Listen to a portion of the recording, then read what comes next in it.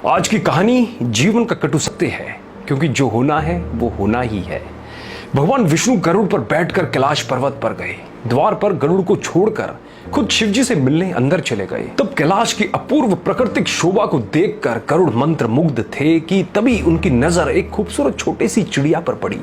चिड़िया कुछ इतनी सुंदर थी कि गरुड़ के सारे विचार उसकी तरफ आकर्षित होने लगे। उसी समय कैलाश पर यमदेव पधारे और अंदर जाने से पहले उन्होंने उस छोटे से पक्षी को आश्चर्य की दृष्टि से देखा। गरुड़ समझ गए उस चिड़िया का अंत निकट है और यमदेव कैलाश से निकलते ही उसे अपने साथ यमलोक ले जाएंगे। गरुड़ को दया आ गई। इतनी छोटी और सुंदर सी चिड़िया को मरता हुआ नहीं देख सकते थे वो। उसे अपने पंजों में दबाया और कैलाश से हजारों कोस दूर एक जंगल में एक चट्टान के ऊपर छोड़ दिया और खुद वापस कैलाश पर आ गए। आखिर जब यम बाहर आए तो गरुड़ ने पूछ ही लिया कि उन्होंने उस चिड़िया को इतनी आश्चर्य भरी नजरों से क्यों देखा था। यमदेव बोले, गरुड़, जब मैंने उस चिड़िया को देखा तो मुझे ज्ञात हुआ कि वो चिड़िया कुछ ही पल बाद यहाँ से हजारों कोस दूर एक नाग द्वारा खा ली जाएगी।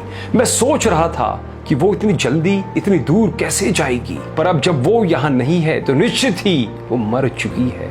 गरुड़ समझ गए मृत्यु टाले नहीं टलती, चाहे कितनी भी चतुराई की जाए। इसलिए कृष्ण जी कहते हैं, करता तू वह है जो तू चाहता है, परंतु होता वह है जो मैं चाहता हूं।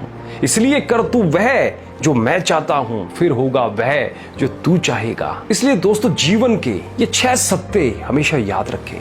पहला, कोई फर्क नहीं पड़ता कि आप कितने खूबसूरत हैं, क्योंकि लंगूर और गोरिल्ला भी अपनी और लोगों का ध्यान आकर्षित कर ही लेते हैं। दूसरा, कोई फर्क नहीं पड़ता आपका शरीर कितना विशाल और मजबूत है, क्योंकि शमशान तक आप अपने आप को नहीं ले जा सकते। तीसरा, आप कितने भी लंबे क्यों ना हो, मगर आने वाले कल को आप देख नहीं सकते। चौथा, कोई फर्क नहीं पड़ता आपकी त्वचा कितनी गोरी और चमकदार है, क्योंकि अंधेरे में रोशनी की जरूरत पड़ती ही है। पांचवा, कोई फर्क नहीं पड़ता कि आप नहीं हंसेंगे तो सभ्य कहलाएंगे, क्योंकि आप पर हंसने के लिए दुनिया खड़ी है। छठा, कोई फर्क नहीं पड़ता कि आप कितने अमीर हैं और दर्जनों गाड़ियां आपके पास है, क्योंकि घर के बाथरूम तक आपको चल के ही जाना पड़ेगा। इसलिए संभल कर चलिए, जिंदगी का सफर छोटा है, हंसते हंसते काटिए, आनंद आएगा। और अंत में ये बात हमेशा याद रखिएगा कि क्या जो होना है वो होके ही रहेगा। एक माचिस की तिल्ली, एक घी का लोटा,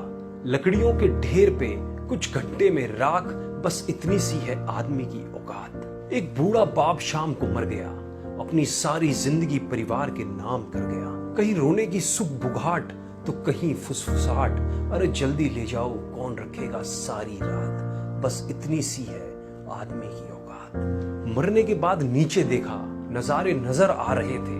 मेरी मौत पे कुछ लोग जबरदस्त तो कुछ जबरदस्ती रो रहे थे। नहीं रहा चला गया, 4 दिन करेंगे बात, बस इतनी सी है आदमी की औकात।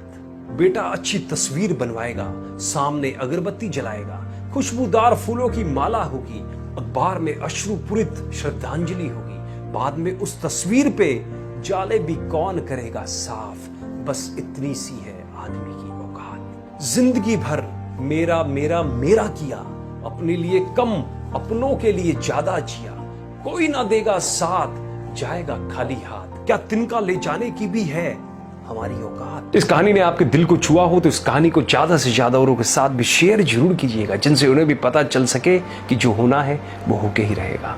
धन्यवाद।